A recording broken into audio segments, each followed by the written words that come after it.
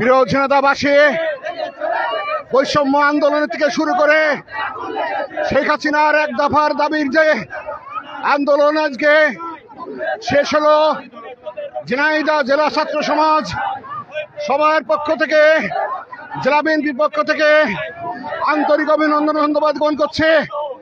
প্রিয় বন্ধুরা আমার, হাসিনা আজকে সুদীর্ঘ 17 বছর আজকে বাংলাদেশের মসনদে বিনা ভোটে থেকে মানুষের ভোটের অধিকার, ভাতের অধিকার, কথা বলার অধিকার আজকে হরণ করেছে, যার পরিপ্রেক্ষিতে আমার সন্তানেরা বুকে তাজা রক্ত ঢেলে দিয়ে আজকে এই দেশ নতুন করে স্বাধীন করেছে।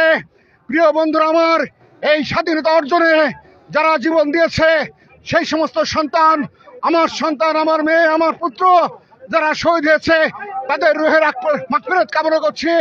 তাদের রক্তের সাথে এই ছাত্র সমাজ আগামী দিন বাংলাদেশে যারাই ক্ষমতা আসুক না কেন, তাদেরকে 1000 বছর মনে রাখবে। তাদেরকে পুনর্বাসনের জন্য যে সরকারি আসুক, তারা তাদের পাশে দাঁড়াবে। এটাই হোক আজকের কাম্য।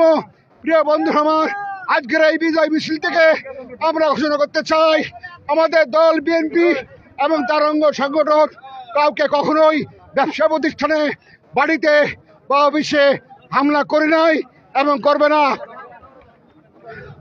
প্রিয় বন্ধুরা আমার, আজকে গতকালকে আমাদের জেলা বিএনপির সভাপতি এমএ মজিদের বাড়ি আক্রমণ করে জ্বালিয়ে দেওয়া হয়েছে। আমাদের বিএনপির পার্টি অফিস পুড়াই দেওয়া হয়েছে। আমার নিজ বাসভবন তারা ভাঙচুর করেছে, লুটপাট করেছে। আমার প্রয়োজনীয় কাগজপত্র, বই সহ আমার বাসার নিচে নিয়ে এসে তারা নির্মমভাবে পুড়িয়ে দিয়েছে।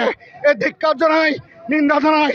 আগামী দিন এর প্রত্যেকটার হিসাব এই জেতার মাটিতে হবে এবং আইনের সহযোগিতা নিয়ে এই সমস্ত দুষ্কৃতী আওয়ামী লীগদের বিচার এই জেতার মাটিতে হবে। সেই ইনশাল্লাহ আপনারা শান্ত থাকবেন।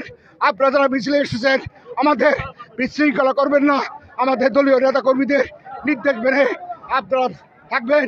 হাসিনা পালিয়ে গেছে, এটাই সত্য, এবং জাতীয় সরকার অল্প কিছুক্ষণের মধ্যেই গঠন হবে। সবাইকে ধন্যবাদ।